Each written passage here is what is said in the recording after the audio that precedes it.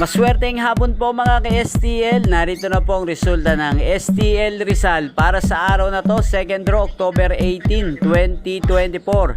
Araw ng Biyernes. Naway ang mga natayan nyo pong mga numero kanina ay manalo nawa ngayong hapong ito, 4 PM. Kaya kunin nyo na po ang inyong mga tickets. Narito na po ang resulta.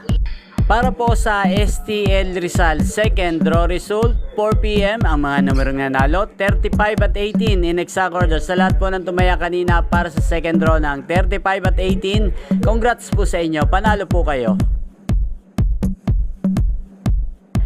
Ang STL Rizal ay napapanood nyo po sa channel na to, Roderick Hernandez TV, araw-araw mula Lunes hanggang Linggo, every 11 AM, 4 PM at 8:45 PM. Maraming salamat po sa panonood nyo sa aking channel. Huwag pong kalimutang mag-subscribe.